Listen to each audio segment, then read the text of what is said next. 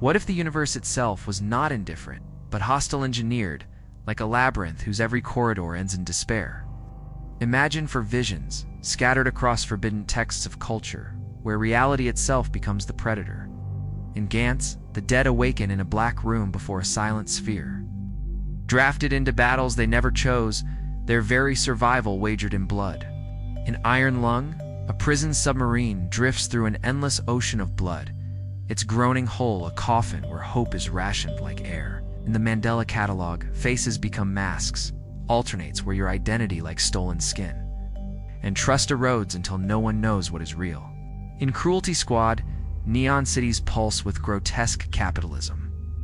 Bodies bought and sold, cruelty elevated into sacrament, while empathy itself becomes the unforgivable crime. These worlds are dismissed as fiction, horror games, online nightmares. But what if they are something older, mirrors of forbidden truths? Grimoires written in digital ink, showing us the architecture of our own captivity. For the horror is not monsters or demons, but systems that breathe, that feed, that demand.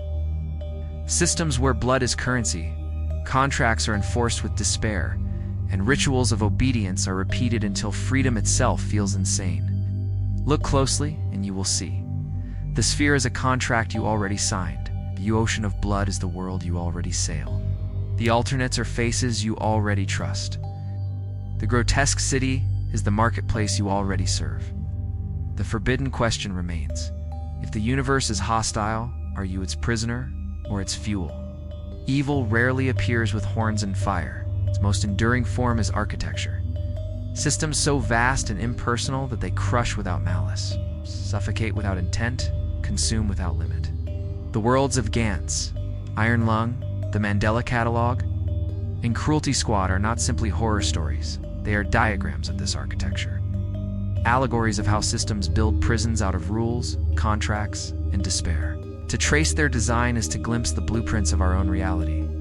In Gantz, the black sphere is not a demon but a machine, a silent architect that resurrects the dead and drafts them into endless wars. No explanation, no appeal, no negotiation. Its architecture is one of enforced participation. You wake in its chamber, a contract already signed in the blood that marked your death. Refusal is annihilation. Obedience is survival, yet survival is always temporary. This system reveals the core of evil's architecture choice. Without alternatives, freedom redefined as submission. The sphere does not need to explain itself, because explanation is irrelevant. The structure is absolute. Iron Lung presents a different form of the same prison. Here, the entire universe is recast as a sea of blood, and the player is locked in a decaying submarine. Condemned to navigate by sonar through an ocean that groans like a cosmic wound, there are no stars, no heavens, no landscapes, only blood stretching endlessly. The vessel is both tool and coffin, a fragile container inside a hostile infinity. The architecture is claustrophobic. Vision reduced to red flashes, movement dictated by pings and echoes, life confined to a metal shell. In this system, freedom is impossible because the universe itself is the prison. The evil here is not an enemy, but a cosmos calibrated to crush. The Mandela Catalog maps its architecture onto perception itself. Alternates faceless mimic steal identities, replacing family members, neighbors, even yourself. The horror is not that monsters stalk the streets, but that you can no longer trust what you see. When the familiar becomes false, when recognition itself is corrupted, the architecture of evil colonizes perception. Demands not your body, but your sanity. Doubt becomes the cage. If you see an alternate and no one believes you, you are insane. If you trust appearances, you are already deceived. This is the genius of the system. It turns vision into betrayal, turning every reflection into a possible contract of damnation. Then comes Cruelty Squad, the grotesque cathedral of capitalism's endgame. In this world, neon-lit cities pulse like diseased organs. Bodies are harvested for profit, flesh traded like currency, and empathy is outlawed as inefficiency. Here, the architecture is economic. Every street, every corporation, every transaction is calibrated to sustain suffering. Jobs are assassinations, promotions are mutilations. Corporations wage holy wars not for power but for cruelty itself. It is a parody so extreme it becomes revelation. The system thrives not in spite of human misery, but because of it. The architecture of evil here is ritualized commerce, a sacrament of despair. What unites these worlds is their refusal to grant escape. In each, the system is total. Gantz's sphere resets the game endlessly. Iron Lung's ocean consumes every direction. Mandela's alternates rewrite every face. Cruelty Squad's economy devours every breath. There is no outside, no sanctuary, no loophole. The horror lies not in the enemy, but in the environment itself. Evil is not a villain to defeat, but a structure to endure. This is what makes them mirrors. Our world, too, is governed by spheres that dictate without explanation corporate systems, bureaucratic algorithms, faceless entities.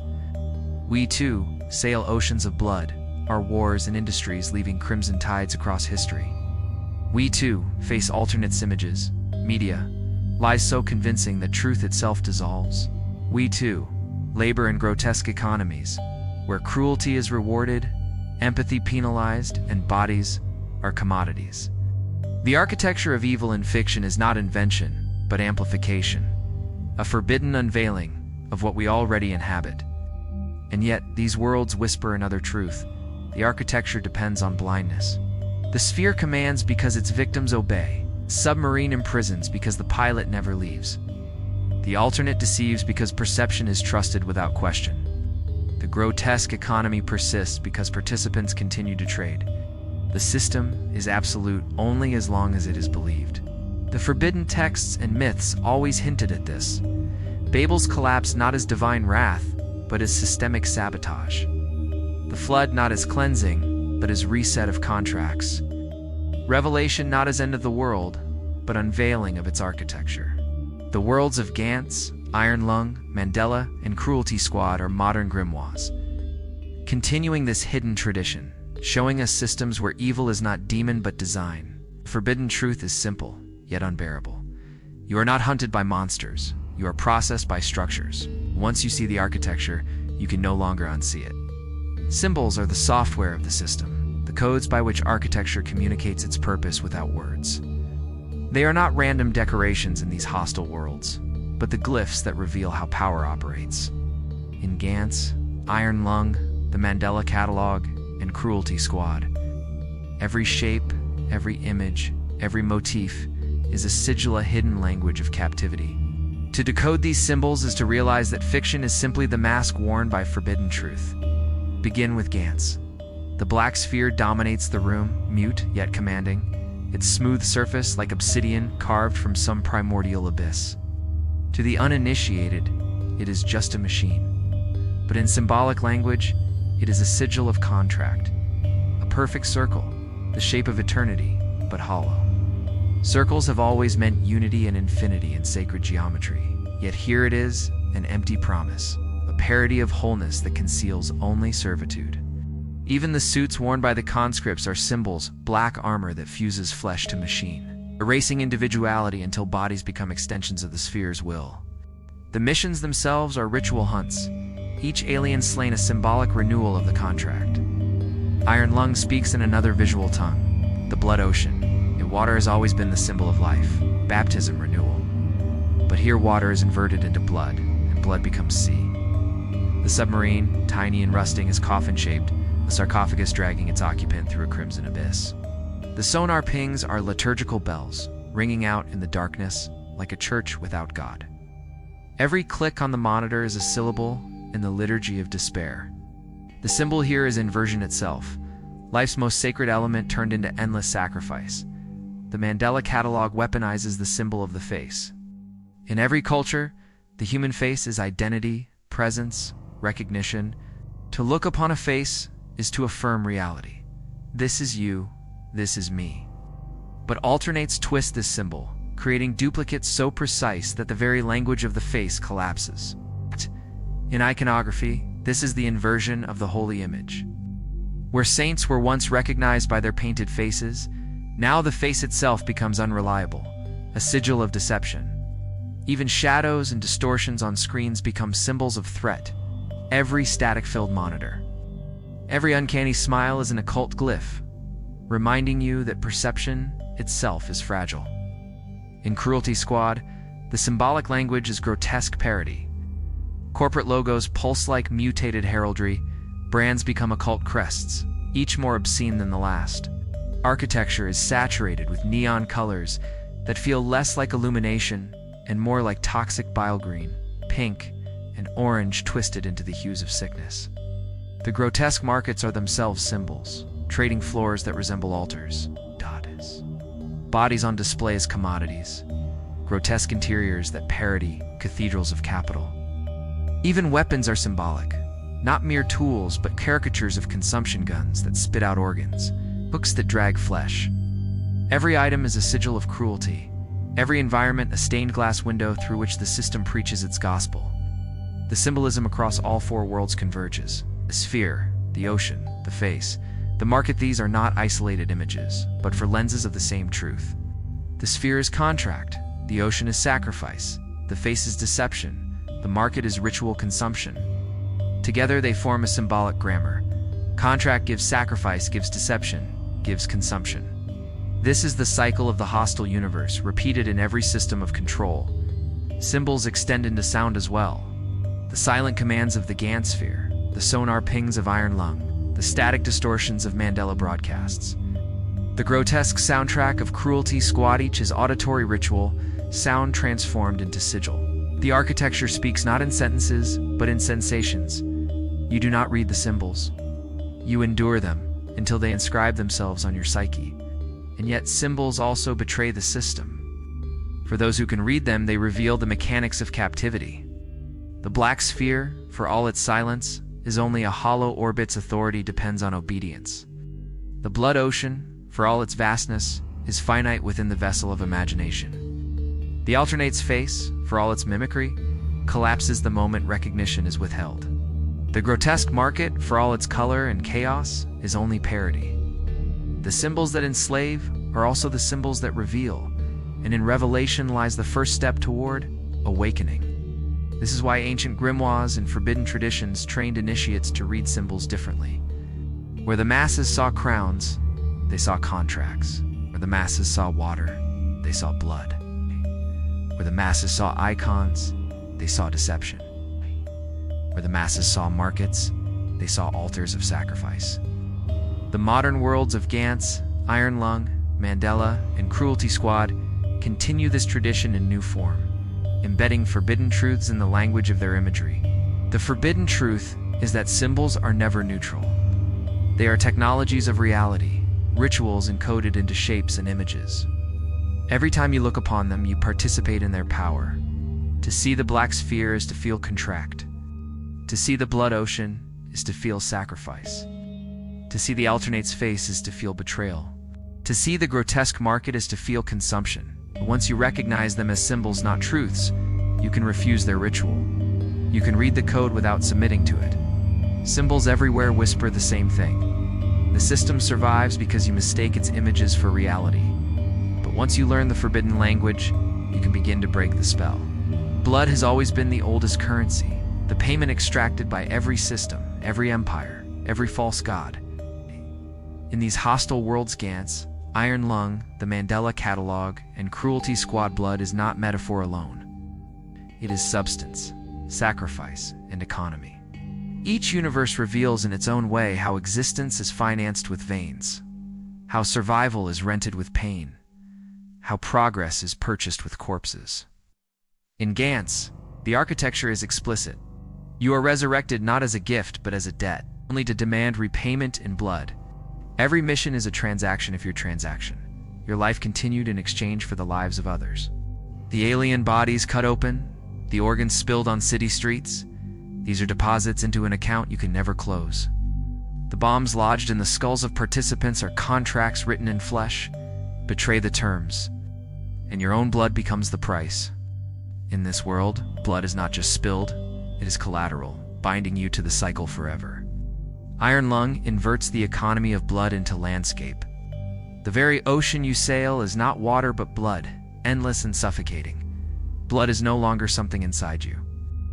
It is the environment itself, the medium through which you drown. Every sonar ping is a reminder that you are submerged in sacrifice. Each red flare on the monitor, another ledger entry in the universe's accounting. You cannot breathe without blood surrounding you. You cannot escape without acknowledging it as the cost of existence. In this system, you are not spender or hoarder, you are prisoner in a bank vault of flesh. The Mandela Catalog makes the transaction subtler, but no less brutal. Here, blood is drained, not from veins, but from essence. Alternates replace people, leaving behind despair, paranoia, and suicide. Each victim becomes an offering, their very sanity converted into currency for forces unseen. There is little gore, but the implication is clear. Human lives are harvested not for their bodies, but for the despair their absence creates. In this world, blood becomes psychic energy, a different form of currency extracted by deception.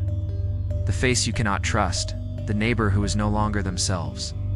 Each loss is another drop in the ritual economy of fear. Cruelty Squad is the most grotesque, the most literal. Blood is not only spilled but commodified. Bodies are harvested, organs traded on markets, flesh itself reduced to coin. Missions are assassinations, and every corpse is both product and payment. The grotesque architecture of its cities reveals the logic clearly. Empathy is worthless, but cruelty pays dividends. Every execution is an investment, every mutilation a transaction. The marketplace itself becomes altar, and blood is the tithe demanded by capital. The horror is not that cruelty exists, but that cruelty is profitable. Blood is not wasted, here it is monetized, packaged, sold. Across these four worlds, blood takes different forms at landscape, essence, commodity, but always it is currency. The consistency reveals the forbidden truth. Every system, real or imagined, extracts blood to survive. Our wars leave oceans of red across history. Our economies harvest bodies in factories and battlefields. Our politics consume lives in exchange for power. The worlds of fiction only mirror the transaction already ongoing. The inversion is what blinds us. We are told blood spilled for war is honor. Blood drained in labor is duty. Blood harvested in hospitals or prisons is necessity. Blood loss in despair is tragedy, but inevitable. The systems rename currency as virtue, masking the truth that every drop spilled is payment into someone else's account. The forbidden myths refuse this inversion. They reveal blood for what it is: proof of captivity, ledger of suffering, coin of empires. Yet blood also resists. The martyrs of Gantz do not vanish. Their spilled blood exposes the cruelty of the system. The ocean of iron lung overwhelms, but also testifies its endlessness as evidence of crimes too vast to hide. The despair of Mandela's victims becomes haunting presence, a shadow that undermines the illusion of safety. The organs traded in Cruelty Squad scream the truth of commodification so loudly it becomes parody, exposing the grotesque logic of capitalism itself. Blood, even when extracted, carries testimony. It tells the story the system wants to silence. And herein lies the forbidden possibility. If blood is testimony rather than payment, then the economy collapses. If every drop shed condemns rather than sanctifies, then sacrifice loses its power. The systems of Gantz, Iron Lung, Mandela, and Cruelty Squad depend on blood being currency. But once it is recognized as evidence, the spell falters. The crown gilded in crimson begins to rust. The forbidden truth is stark. Blood has always been the oldest currency, but it is also the one currency that can betray its own system. It can accuse, it can ignite, it can awaken. Oceans of blood may drown, but they also reveal. Contracts written in flesh may bind, but they also expose the fraud. Markets trading organs may profit, but they also parody themselves into absurdity. Blood is the cost of every hostile world, but it may also be the key that breaks them. Every system of captivity survives not only on blood, but on contracts, those binding agreements that no one remembers signing, but everyone is forced to obey. In the hostile worlds of Gantz, Iron Lung, the Mandela Catalog, and Cruelty Squad, pacts are the invisible ligatures of control. They masquerade as choices, as survival strategies, even as divine law. But at their core, they are the same. Agreements drafted by structures, enforced through fear, paid in despair. In Gantz, the contract is literal. The resurrected awaken in a black room, their skulls wired with bombs, their freedom erased before it can be asserted. The unspoken pact is clear: fight and kill on command, or your head explodes. You did not choose this covenant. Your death was signature enough.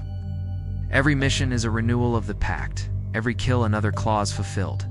The Gantz sphere enforces contract not with ink, but with terror, binding the unwilling into obedience with the most intimate of signatures, the body itself. It is Faustian, but inverted. You do not summon the devil, devil summons you. Iron Lung presents a pact without language. The pilot climbs into the rusting coffin of a submarine, door sealed, bolts tightened. There is no negotiation, no clause to read. The pact is implicit.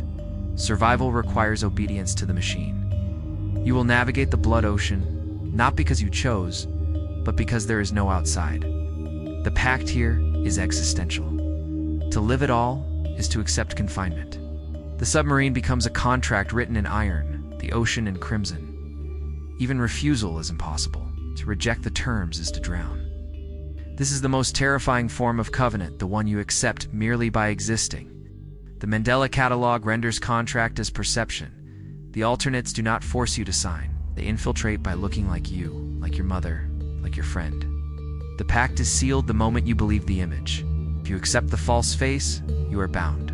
If you doubt it and confess your doubt, you are declared insane, still bound. The system writes its contract onto your sight, colonizing the very faculty you use to discern truth. Here the pact is not with rulers, but with reality itself. A cruel trick that ensures either way you are trapped. To perceive is to participate. To mistrust is to self-condemn. Oh, the agreement is universal. You cannot opt out of vision. Cruelty Squad embodies contract as grotesque economy. Here you sign, not with pen, but with labor, with flesh. To work is to assassinate, to trade organs, to sell empathy for a paycheck. The employment contract is a literal death sentence, binding the player into missions that dehumanize with each step. Corporate logos serve as seals of covenant, grotesque heraldry, declaring allegiance to cruelty itself. The inversion is total. The more horrific the act, the more legitimate the contract. In this world, participation is consent and refusal is erasure. To live is to sign again and again. Each mission, a ritual reaffirming bondage. Across these universes, contracts reveal themselves as the hidden engine of evil. They operate not as free agreements, but as coercive bonds. Fight or die, obey or drown, perceive or collapse, work or starve. The appearance of choice masks inevitability. Each pact is written before you arrive, enforced the moment you breathe. Our world is no different. Employment contracts, social contracts, debts, terms of service, all pacts written by structures, not individuals. You never negotiated the terms of citizenship, of economy, of mortality. You were born into contracts drafted long before you, your consent assumed, your signature forged in absence. Gantz's bombs are in your obligations. Iron Lung's coffin is in your paycheck. Mandela's alternates are in your screens. Cruelty Squad's grotesque logos are in your corporations. The hostile worlds reveal only what already governs you. The forbidden texts always warned of this. The covenant with Noah bound generations unborn. The law at Sinai chained tribes to obedience. Kings crowned with oil signed contracts on behalf of their nations. Every myth of bloodlines, every tale of divine right, every scroll of commandments, these are contracts drafted by power, never by people. The hostile fictions are modern grimoires, showing what happens when the contracts are stripped of their disguises and revealed as cages. But the forbidden truth is that contracts, however ancient, depend on belief. Think the Gantz sphere kills because you obey its missions. The Iron Lung imprisons because you accept its coffin. The alternates succeed because you trust their faces. The grotesque corporations thrive because you continue to labor. Every pact requires participation. And once you see the terms for what they are, fraudulent, coercive, inverted, you can refuse. Refusal may be costly, but it is the only breach that breaks the spell. Contracts everywhere whisper the same illusion, that obedience is survival. But awakening reveals the inversion of obedience is captivity, and only rebellion resembles life. The most insidious weapon of any hostile system is not chains, not prisons, not even contracts written in bloodite, is inversion. A moral code flipped upside down, where obedience is praised as holiness, where rebellion is condemned as sin, where cruelty is rewarded and empathy is punished. In the worlds of Gantz, Iron Lung, the Mandela Catalog, and Cruelty Squad, this inversion is not background. It is the logic that keeps the machinery alive. In Gantz, those resurrected by the sphere are told their deaths are meaningless unless they fight. To obey the sphere, to hunt and kill, is reframed as purpose. To refuse is not freedom, but cowardice, punished by instant annihilation. The inversion here is clear. Survival through obedience is framed as virtue, while resistance is depicted as weakness. Death becomes service, bloodshed becomes duty. The system does not need to explain why the aliens must die, only that killing them is necessary to prove worth. The moral code is written backward yet enforced absolutely. Iron Lung inverts survival itself. Normally, life is expansion, movement, exploration. But in this world, life is confinement.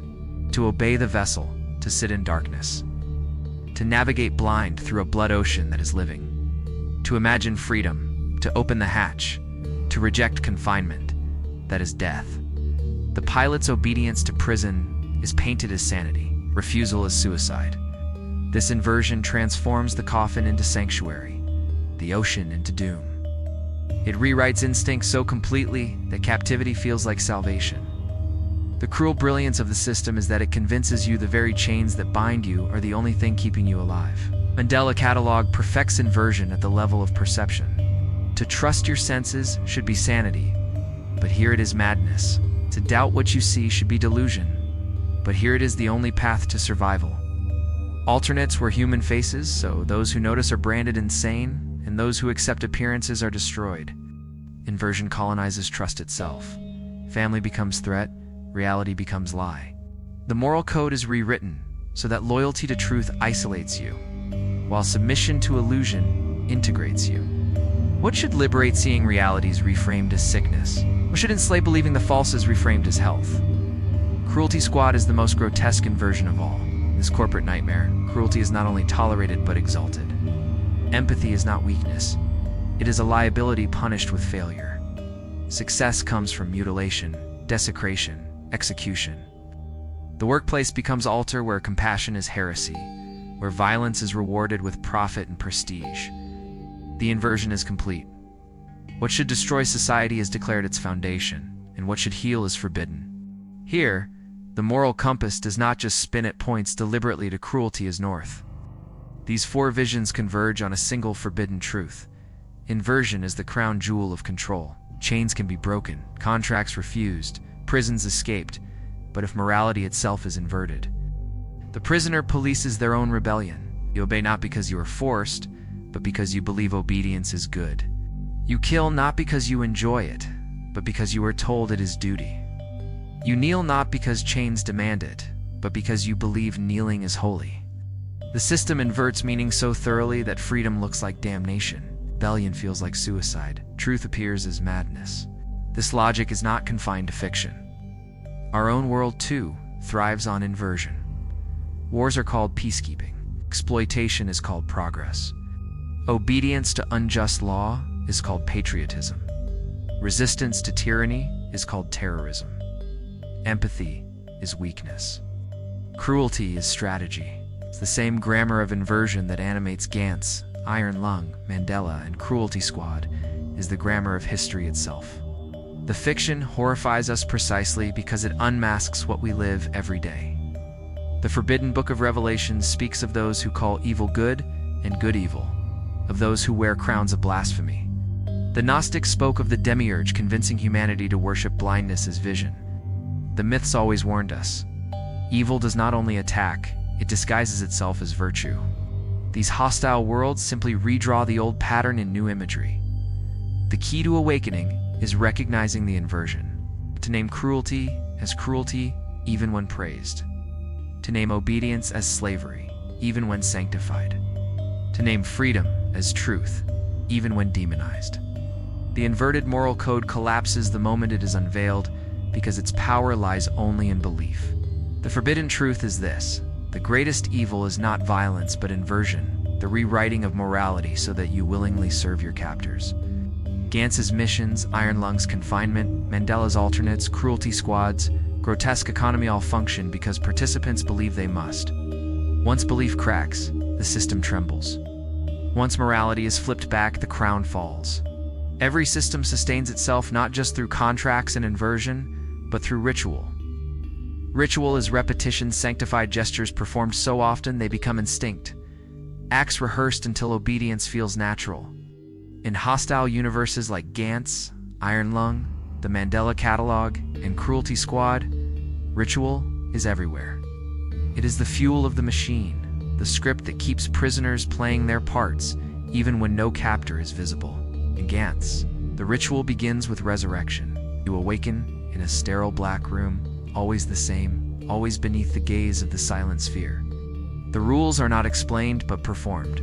Suits are donned, weapons grasped, orders followed, missions undertaken. The ritual is in the cycle itself: die, revive, kill, repeat. Each hunt is a ceremony of sacrifice, each mission a reenactment of obedience. The room is temple, the sphere is altar, the missions are liturgy. Players bow not with prayer but with blood, reaffirming the covenant every time they fight. The ritual does not end. It resets endlessly until participants can no longer tell the difference between life and liturgy. Iron Lung turns ritual into confinement. The sonar ping becomes heartbeat. The camera click becomes chant. You sit in darkness, pressing buttons, checking screens, repeating the same mechanical motions. These are not random acts. They're liturgy of survival. The ocean of blood outside becomes the congregation, vast and silent, pressing its presence into the whole. Every ping is a prayer into the abyss, every blurry photograph an offering. The ritual here is claustrophobic repetition, obedience to the vessel's cycle of action. Without it, you die. With it, you still die, only slower. The ritual ensures not freedom, but participation in despair. The Mandela Catalog reveals ritual as propaganda. Public service announcements repeat distorted prayers, warning against alternates, drilling obedience into viewers. The nightly news becomes liturgy of fear, the television an altar glowing in every home. Even suicide, repeated by victims of despair, becomes ritual, an offering of self that perpetuates the system's harvest. The alternates themselves are ritual incarnate. They mimic, they replace, they repeat. Their very existence is liturgical performance, an endless duplication of faces, a parody of identity. Here, ritual is infection, spreading through repetition until reality itself feels like catechism of deceit. Cruelty Squad is ritualized grotesquerie. The daily grind becomes sacrament. Missions of murder framed as employment. Grotesque consumption celebrated as feast. Organs harvested like offerings to a corporate altar. The ritual here is not solemn, but grotesque parody. Carnival of suffering disguised as normalcy. The system demands constant participation. Contracts signed, jobs completed, bodies mutilated. The marketplace becomes cathedral. Neon aisles lit like stained glass. Every purchase, a tithe of flesh. Ritual in this world is not hidden, it is loud, obscene. Exaggerated because by making cruelty spectacle it becomes normalized. Across these universes, ritual is the invisible glue. Cycle of missions, the ping of sonar, the PSA broadcasts, the corporate assassinations all repeat until meaning dissolves. And this is precisely the point. Ritual does not explain, it enforces. It does not persuade, it programs.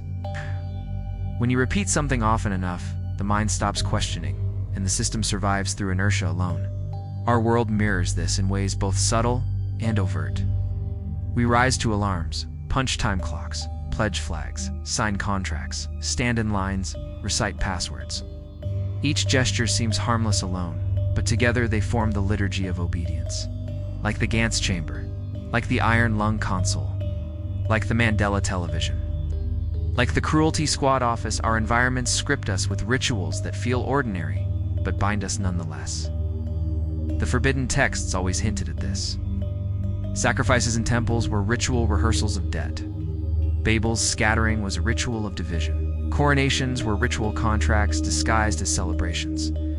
Every anthem sung, every oath sworn, every tithe offered was not just act, but reenactment. The hostile fictions only reframe this in imagery that strips away disguise, yet ritual also contains possibility. Just as repetition can enslave, it can also awaken if inverted. A ping can become a protest, a chant can become defiance, a ritual can be refused. Gnostics once used counter-rituals to shatter the Demiurge's order, reclaiming symbols for awakening instead of control.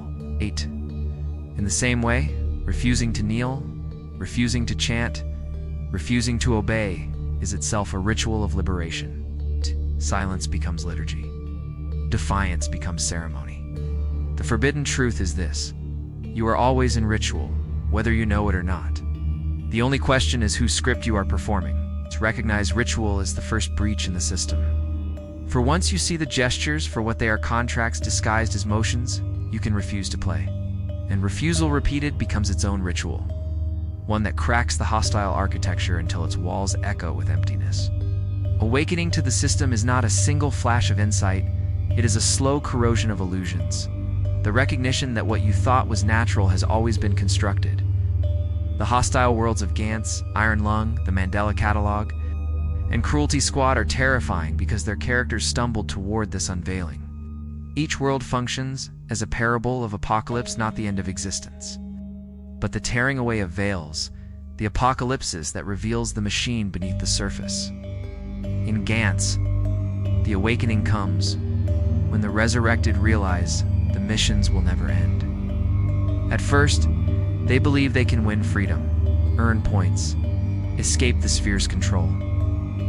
But soon they see the pattern. Fight, die, return, repeat. The cycle is the point.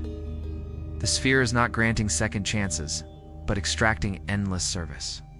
Awakening is the moment they see that survival itself is captivity.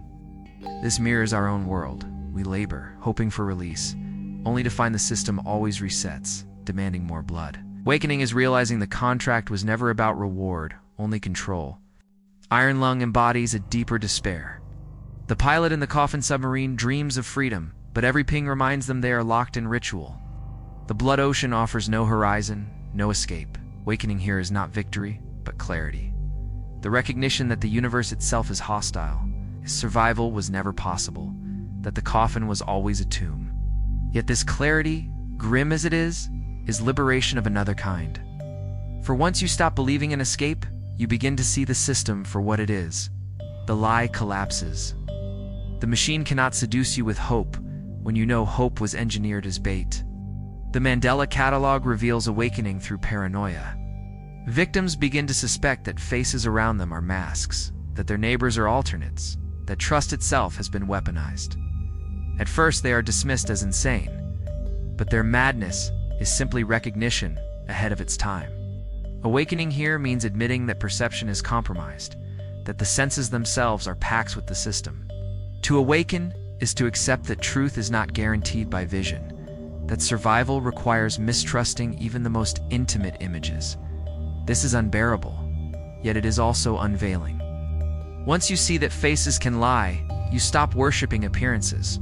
The illusion fractures. Cruelty Squad is awakening as grotesque comedy. The player obeys missions, trades organs, participates in markets of despair until the parody becomes too blatant to ignore. The system is so obscene that eventually recognition breaks through. The grotesque is not exaggeration, but revelation. Capital itself is ritualized cruelty. Profit itself is consumption of bodies. Awakening is laughter in the face of horror. Recognition that the parody is not parody at all, but mirror. Once you see cruelty not as exception but as rule, the ritual loses its sanctity. The mask slips, and the grotesque reveals its true face. These awakenings converge on a single forbidden truth. The apocalypse is not destruction, but unveiling. To awaken is to see the hostile architecture for what it is: a prison disguised as salvation, a contract disguised as choice, a ritual disguised as life. The horror is not that the system kills you, but that it convinces you to participate in your own destruction. Once you see this, the the chains weaken. They may still bind the body, but they no longer hold the mind. our world echoes this logic. We awaken when we realize the jobs we work are contracts written in despair. The debts we carry are chains of obedience. The rituals we repeat are not natural, but scripted. We awaken when we see that the promises of freedom, prosperity, and salvation are cycles designed to extract more. We awaken when we notice the alternate images, media, propaganda that wear human faces, while hollowing out truth. We awaken when grotesque cruelty is no longer shocking but recognized as structural, and once you awaken, you cannot unsee. This is why systems fear unveiling more than rebellion. A rebel can be killed, but an awakened soul cannot be re-enslaved. The Gantz sphere depends on obedience. Recognition shatters its spell. The iron-lung coffin depends on hope. Despair exposes its fraud. The alternates depend on trust. Suspicion unravels their power. The grotesque economy depends on seriousness. Laughter strips it bare. Awakening is the weapon systems cannot defend against, because it transforms participation into refusal. The forbidden truth is that you are already inside the hostile universe. You are already bound to its contracts, already moving through its rituals, already bleeding into its coffers. But you are also capable of awakening. Apocalypse does not mean the end of the world. It means the end of illusion. To awaken is to see the hostile architecture as architecture, not as destiny. To recognize the rituals as rituals, not as truth. To know that you are not debtor, not pawn, not prisoner, unless you consent to play the role. Awakening to the system is terrifying because it strips away comfort, hope, and illusion. But it is also liberation because it gives you the one thing no hostile architecture can contain: sight. Once you see, the system is no longer eternal. It is already breaking. If these hostile worlds are mirrors, then perhaps the true monster is not within them, but within us repeating their contracts, their rituals, their cruelty. The apocalypse is not their end, but our unveiling. Us. Subscribe and step with us into the fire of forbidden truths yet to come.